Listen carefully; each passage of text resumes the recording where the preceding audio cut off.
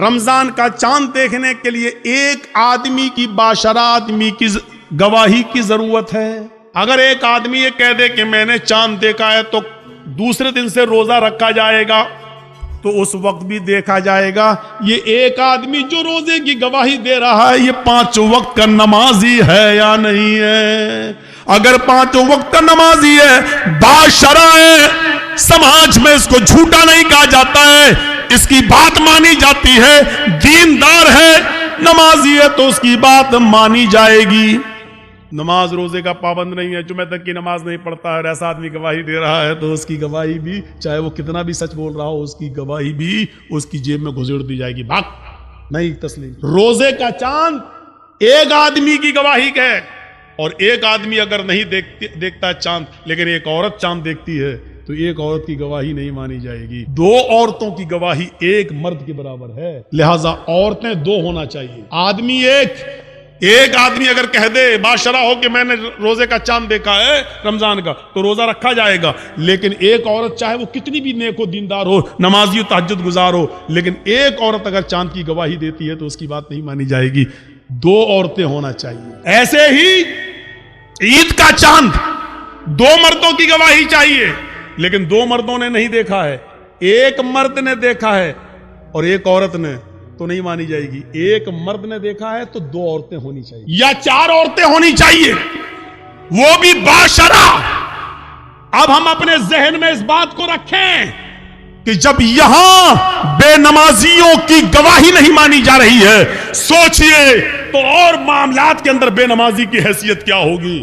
آئیے ایک اور چیز کی طرف ہم تمہیں لے کے چلتے ہیں. اگر نماز کے بارے میں صحیح جانکاری مل جائے تو اس سے آپ اندازہ لگا سکتے ہیں کہ بے نمازی کی معاشرے میں کیا حیثیت ہے.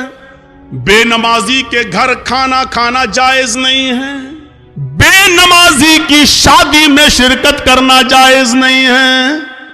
اگر کسی لڑکی کی شادی کسی بے نمازی سے ہو جائے تو اس لڑکی کا بے نمازی پتی کے ساتھ رہنا جائز نہیں ہے. سمجھائے، مانتا ہے تو ٹھیک ہے، نہیں مانتا تو الگ ہو جائے.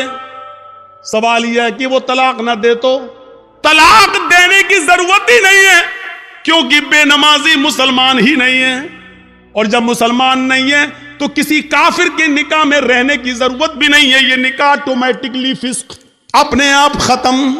بے نمازی کے ہاتھ کا کھانا جائز نہیں ہے، بے نمازی کے ہاتھ کا پانی جائز نہیں ہے.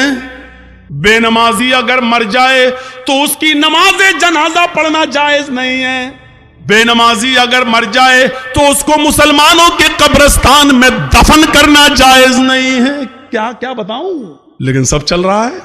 کتنا بڑا دل گردہ ہے آج جس کی حیثیت یہ ہو اور شادی کے موقع پر ہم یہ نہ دیکھیں. پوچھتے ہیں لڑکی پڑھی لکھی ہے؟ ہاں. کتنی؟ قرآن پڑھی ہے. اتنا بڑا کارنامہ ہے، قرآن پڑھی ہے. اور قرآن کھلتا کب ہے؟ رمضان میں، پھر پورے رمضان تک بند رہتا ہے. پھر جب رمضان کا مہینہ آئے گا تب وہ کپڑے سے کھلے گا، دھول اس وقت صاف ہوگی. اپنے جہیز کے برتن روز دھوئے گی، اماں کی اور باپ کی طرف سے ملے ہوئے برتن روز دھوئے گی. لیکن قرآن جس جزدان میں لپٹا ہوا ہے اس کو مہینوں ہو جاتے ہیں اس کو صاف کرنے کی نوبت نہیں ہے.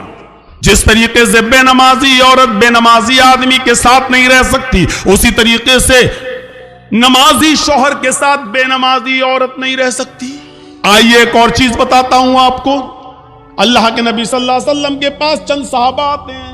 ہاں سنیے، زبردست چیز. چند صحابہ آتے ہیں اور آ کر کہتے ہیں اے اللہ کے نبی صلی اللہ علیہ وسلم، میں جب مسجدوں میں نماز پڑھنے جاتا ہوں تو یہ کافر کان لگا لگا کر سنتے ہیں، دیواروں پر کان لگا کر سنتے ہیں.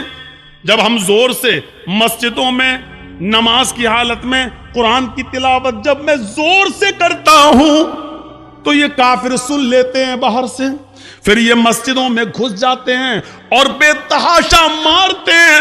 اتنا مارتے ہیں کہ مارتے مارتے پیڑتے پیڑتے ہمیں بدحال کر دیتے ہیں، لہو لہان کر دیتے ہیں.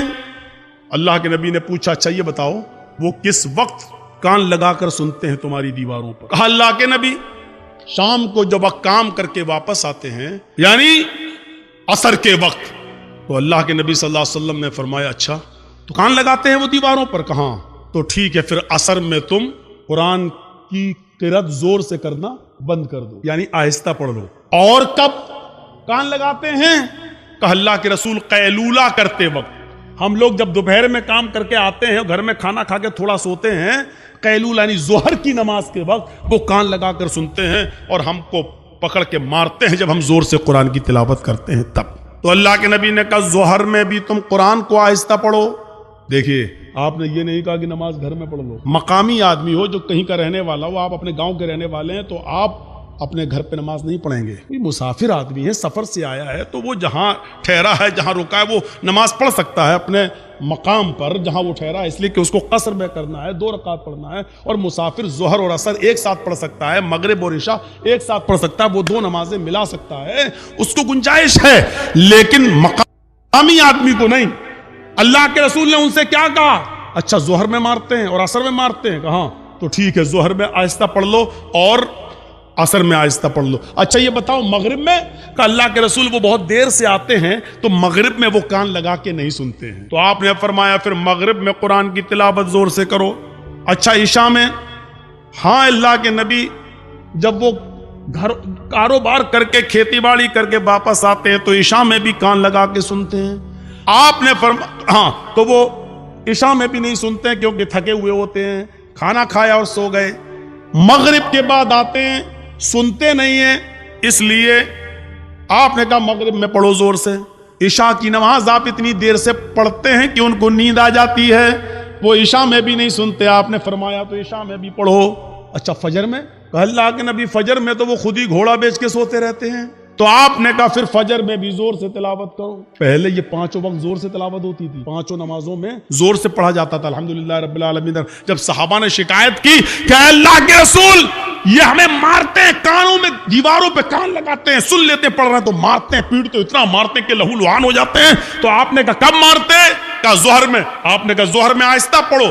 کب مارتے ہیں؟ کہا عصر میں۔ عصر میں بھی آہستہ پڑھو۔ مغرب میں؟ کہا نہیں زور سے پڑھو۔ عشاء میں سو جاتے ہیں وہ، زور سے پڑھو۔ فجر میں نہیں اٹھتے ہیں وہ، زور سے پڑھو۔ میرے بھائیو یہ سلسلہ چلتا رہا، بہت دنوں تک یہ سلسلہ چلتا رہا، اور اتنے دنوں تک یہ سلسلہ چلا کہ مکہ فتح ہو گیا۔ جب مکہ میں کامیابی مل گئی اور نبی کی حکومت آ گئی، تب صحابہ کرام نے پھر عرض کیا، اب جو چیز بتانا چاہتا ہوں وہ سنیے۔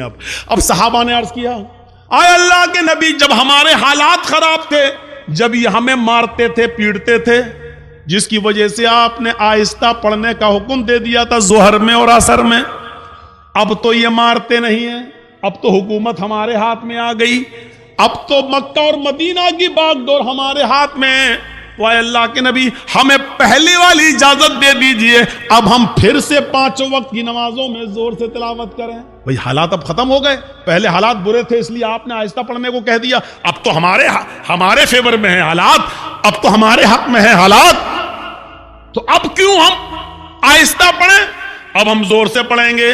آپ نے کہا نہیں بالکل نہیں۔ صحابہ نے کہا اللہ کے رسول کیا یہ وجہ نہیں تھی کہ یہ لوگ ہمیں مارتے تھے اس لیے آپ نے آہستہ پڑھنے کے لیے کہہ دیا تھا؟ آپ نے کہا وجہ یہی تھی۔ کہا جب وہ ریزن ختم ہو گیا، جب وہ وجہ ختم ہو گئی تو اب زور سے پڑھنے کی اجازت کیوں نہیں دی جا رہی ہے؟ اللہ کے نبی نے کیا فرمایا؟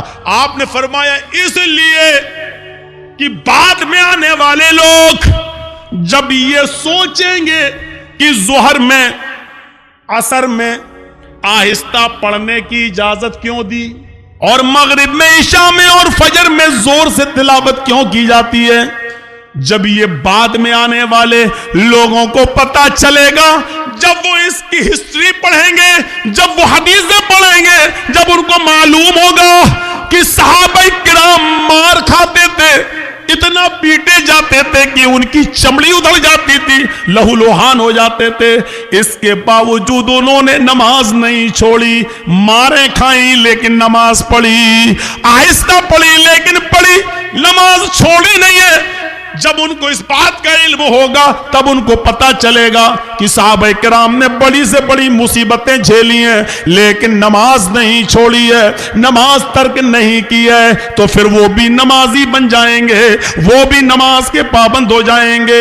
اب آپ کو اندازہ ہے میرے بھائیوں صحابہ کرام مارے کھاتے تھے, اتنا پیٹتے تھے کہ ان کی چمڑی ادھڑ جاتی تھی, جسم سے خون بہتا تھا, لیکن اس کے باوجود نماز پڑھ رہے ہیں. اللہ کے رسول نے کہا زور سے مت پڑھو, آہستہ پڑھو, لیکن پڑھو. نماز ایسی کنڈیشن میں بھی ماں ہٹے کھٹے تندرست ہیں اور نماز نہیں. اور جرأت دیکھو, بہادری, ہمت تو دیکھو.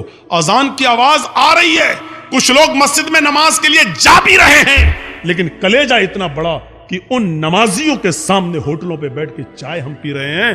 ہمارا دل اور ہمارا کلیجہ کتنا مضبوط ہے. یا اللہ تیرا عذاب کیسے رکا ہوا ہے. اتنی بڑی غلطی اگر پرانے پچھلے زمانے کی امتوں نے کی ہوتی تو ابھی تک آگ اور پتھر کے عذاب سے وہ ہلاک ہو گئے ہوتے. اللہ رب العالمین کا عذاب ہم پر آ کیوں نہیں رہا ہے؟ اسی وجہ اتنا بڑا کلیجہ. مسجد کے سامنے ہوٹل کے ساتھ کہ باہر, مسجد کے باہر ہوٹل پہ بیٹھ جائیں ہم, اور نماز مسجد کے اندر ہو رہی ہو, اور ہم مسجد کے سامنے سے گزر جائیں سائیکل لے کر اور بائک لے کر.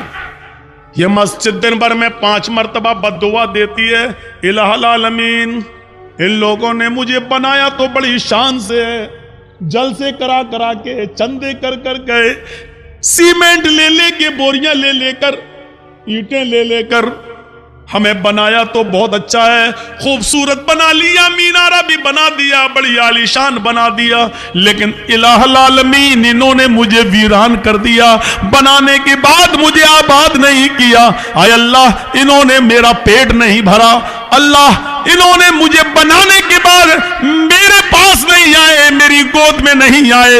اے اللہ جس طریقے سے انہوں نے مجھے بنانے کے بعد ویران کر دیا, اے اللہ تو ان کی زندگیوں میں ویرانی پیدا کر دے. اللہ جس طرح انہوں نے مجھے برباد کیا تو ان کو برباد کر دے.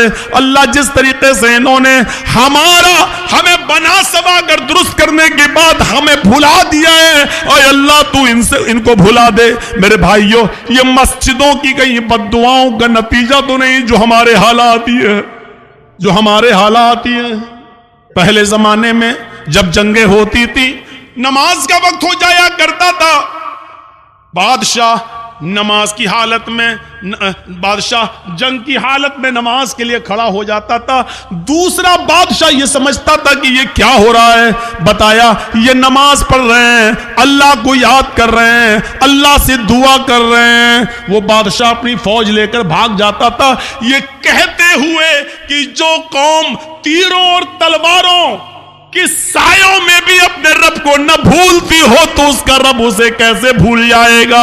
جو قوم تلواروں کے سایوں میں پلی ہوئی ہو, تیروں تلواروں کے سایوں میں جو نماز ادا کر رہی ہو, ایسی پوزیشن میں بھی وہ اپنے رب کو بھول نہیں رہی ہو, اپنے رب کی عبادت کر رہی ہو, پھر اس کا رب ہمارے ساتھ کیا کرے گا اگر ہم نے ان کو اس پوزیشن میں مارا. وہ اپنی فوج, اپنے ہتھیار, اپنے گھوڑے, اپنا سارا ہتھیار وہیں پر ڈال کر بھاگ جایا کرتے تھے, یہ کہتے ہوئے کہ اے اللہ والو ہم تمہارا مقابلہ نہیں کر سکتے, اے اللہ والو ہم تمہارا مقابلہ نہیں کر سکتے. میرے بھائیوں کل تک ہمارے یہ حالات تھے, آج ہمارے حالات یہ ہیں, ہماری مسجدوں میں نماز ہو رہی ہے لیکن کافروں کی بارات بجتی ہوئی جاتی ہے, ان کے بینڈ بجتے ہوئے جاتے ہیں, ان کے گانے بجتے ہوئے جاتے ہیں, لیکن ہماری اذان کی آواز یا نماز کی قرات بھی ہو رہی ہو تو ان کو کوئی فرق نہیں پڑتا, کیونکہ جب اذان اور نماز کے وقت ہم نے اپنی ٹی ویوں کو بند نہیں کیا ہے,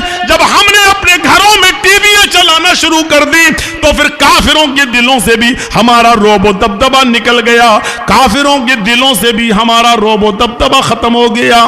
کیوں ہوگا؟ ہم نے کافروں کے دلوں میں اپنی عزت بنائی کہاں ہے, کہاں بنائی ہے ہم نے اپنی عزت؟ غزوہ احزاب کا وہ موقع یاد کرو, سنو صرف ایک نماز تھی, بس ایک, وہ بھی اللہ کے رسول صلی اللہ علیہ وسلم نبی کی ایک نماز, اور وہ بھی چھوٹی نہیں تھی, بس صرف اس کا اصل وقت نکل گیا تھا. غزوہ, جنگ ہو رہی ہے, نام ہے اس غزوے کا غزوہ احزاب. اور سنو, کلیجہ سنبھال کر سنو, دل سنبھال کے سنو اس واقعے کو. غزوہ احزاب, کافروں کی طرف سے تیر چل رہے ہیں, مسلمانوں کی طرف سے بھی تیر چل رہے ہیں. یہ جنگ اتنی خطرناک ہوئی کہ عصر کی نماز کا وقت آ گیا, لیکن صحابہ کرام سنبھل نہیں پائے, کوئی ادھر تھا کوئی ادھر تھا. نماز پڑھیں تو کیسے پڑھیں, ایک ساتھ ہوتے تو چلو آدھے پڑھ لیتے, آدھے جنگ کرتے, پھر یہ جو آدھے پڑھ چکے ہوتے یہ جنگ میں چلے جاتے, جو چھوٹ گئے وہ بعد میں پڑھ لیتے. لیکن کوئی ادھر ہے کوئی ادھر ہے. یہ عصر کی نماز کا وقت تھا. عصر کی نماز کا وقت. اللہ کے رسول نماز پڑھا نہیں سکے اور صحابہ ایک ساتھ جمع نہیں ہو سکے. کوئی ادھر سے تیر چلا رہا, کوئی ادھر سے تیر چلا رہا ہے, لیکن تیر چلاتے چلاتے چلاتے چلاتے مغرب کا سورج جو ڈوبتا ہے مغرب کی نماز کے لیے, سورج کے ڈوبنے سے, سورج کے غروب ہونے سے تھوڑی دیر پہلے صحابہ کرام نے اس جنگ پر کامیابی حاصل کر لی, یعنی کافروں کو ہرا دیا. لیکن عصر کی نماز کا وقت سنیے, عصر کی نماز کا وقت نکل گیا تھا. جلدی سے وہیں صحابہ نے تیمم کیا اور وضو بنا. تیمم پانی تو تھا نہیں, جلدی سے تیمم کیا اور نماز پڑھنا شروع کر دی. سورج ڈوبنے سے غروب ہونے سے پہلے اللہ کے نبی نے اور صحابہ نے عصر کی نماز پڑھ لی. صرف وقت نکل گیا. جو پڑھنا چاہیے تھا پونے, ہم لوگوں کے یہاں کتنے بجے ہو رہی ہے سر؟ آپ کے یہاں کتنے بجے ہو رہی ہے سر؟ 2:45 پر. ہاں کہیں 3:30 پر بھی ہو رہی ہوگی. ہم 3:15. آپ کی مسجد میں کتنے بجے ہو رہی ہے؟ 3:15. اب 3:15 کی جگہ پر کوئی آدمی 5:15 پہ نماز پڑھے تو وقت نکل گیا ہے نا اس کا, عصر کا. مان لیجئے 5:30 پہ سورج ڈوب رہا ہے اور 5:15 پہ آدمی نماز پڑھ رہا ہے, تو سورج ڈوبنے سے پہلے ہی تو پڑھ رہا ہے. وہ سورج غروب ہونے والا ہے. جلدی سے اللہ کے رسول نے اور صحابہ نے تیمم کیا اور نماز پڑھ لی. اور پڑھنے کے بعد جو جملے کہے وہ سنو, جو جملے کہے ان کافروں کے لیے وہ سنو. ملأ اللہ بیوتہم وقبورہم نارا کما حبسونا وشغلونا عن الصلاة الوسطى. بخاری شریف کی حدیث کے الفاظ ہیں. اللہ کے نبی فرماتے ہیں الہ العالمین, جن کافروں کی وجہ سے آج ہماری عصر کی نماز کا اول وقت نکل گیا, اے اللہ جن کافروں کی وجہ سے آج میری عصر کی نماز کا اصلی وقت نکل گیا, وقت پر ہم نماز نہیں پڑھ سکے, سورج ڈوبنے سے پہلے آج ہم نے عصر کی نماز پڑھی, اس کے ذمہ دار یہ کافر ہیں, یہ جنگ کرنے والے, ان کی وجہ سے میری عصر کی نماز کا وقت نکلا ہے. ملأ اللہ بیوتہم, اے اللہ ان کے گھروں کو تو آگ سے بھر دے, اے اللہ ان کے گھروں میں آگ لگا دے, اے اللہ ان کے گھروں میں تو آگ سے بھر دے. نماز کے وقت اپنے گھروں میں بیٹھنے والوں نبی اکرم کی اس بد دعا پر ذرا غور کرو. ملأ اللہ بیوتہم, اے اللہ ان کے گھروں کو تو آگ سے بھر دے. میرے نبی نے کبھی کسی کو بد دعا نہیں دی, مار کھایا پھر بھی معاف کر دیا. نبی کی بیٹی کو جس نے پیٹ پھاڑا, حبار ابن اسود نے تیر مار کر, نبی کی بیٹی زینب کے پیٹ میں حمل تھا, بچہ تھا, تیر پیٹ میں لگتا ہے بچہ گر جاتا ہے. زینب مدینے پہنچتی ہیں, ہوش میں آتی ہیں تو ان کو پتہ چلتا ہے کہ میرے پیٹ کا بچہ گر گیا ہے, ضائع ہو گیا ہے. اس صدمے کو وہ برداشت نہ کر سکی, انتقال کر گئی.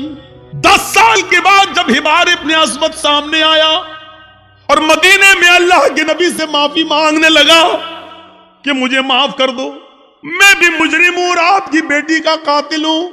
10 سال پہلے آپ کی بیٹی کے پیٹ میں تیر مارا تھا, حمل گر گیا تھا. نبی اکرم کی آنکھوں میں آنسو آ گئے, بیٹی کی یاد آ گئی, رونے لگے. لیکن کہتے حبار میری بیٹی کے قاتل, میں نے آج تک اپنے لیے اور اپنے خاندان کے لیے کبھی بدلہ نہیں لیا. آج تو نے معافی مانگی, جا میں نے تجھے بھی معاف کر دیا, جا جا جا حبار میری بیٹی کے قاتل, میں نے اپنی بیٹی کے قتل کا خون معاف کر دیا. وہ حمزہ جو نبی کا چچا اور ہندا نے پیٹ پھاڑا, ناک کاٹی, کان کاٹا, زبان کاٹی اور اسی میں دھاگا ڈال کر ناک کان زبان کا ہار بنا کر اپنے گلے میں پہنا. وہ ہندا جس نے حمزہ کا پیٹ پھاڑ کے کلیجہ نکالا اور چبایا, ہمت نہیں کر سکی اس کو کھانے کی تھوک دیتی ہے. کٹی ہوئی گردن, پھٹا ہوا پیٹ, نکلا ہوا کلیجہ, کٹی ہوئی ناک, کٹا ہوا کان, کٹی ہوئی زبان, یہ لاش جب نبی کے سامنے آئی تو آپ کی آنکھوں میں آنسو آ گئے اور کہا اے حمزہ قیامت تک جتنے بھی لوگ اللہ کی راہ میں قتل کیے جائیں گے یہ شہید ہوں گے، لیکن تو قیامت کے دن سید الشہداء بنا کر اٹھایا جائے گا، تمام شہیدوں کا سردار بنا کر اٹھایا جائے گا۔ ایسا حال کرنے والی ہندہ جب نبی کے سامنے آئی تو آپ نے کہا کیا چاہتی ہو؟ معافی۔ آپ نے کہا ہندہ جا میں نے تجھے بھی معاف کر دیا، او میرے چچا کی قاتل جا میں نے تجھے بھی معاف کر دیا، میری چچا کی لاش کو بگاڑنے والی جا میں نے تجھے بھی معاف کر دیا، لیکن انسان ہوں برا لگتا ہے، تو میرے سامنے مت آنا، کیونکہ جب تو میرے سامنے آئے گی تو مجھے چچا کی لاش یاد آ جائے گی۔ ہمارے نبی نے کبھی کسی کو بد دعا نہیں دی۔ طائف والوں نے اتنا مارا کہ سر پھٹ گیا، سر سے خون نکلا، پیروں پہ گرا، خون جم گیا، جوتے تک اتر نہیں پا رہے تھے اس جمے ہوئے خون کی وجہ سے۔ دو فرشتے آئے، اے اللہ کے نبی کہو تو ان طائف والوں کو دو پہاڑیوں کے بیچ میں پیس دوں۔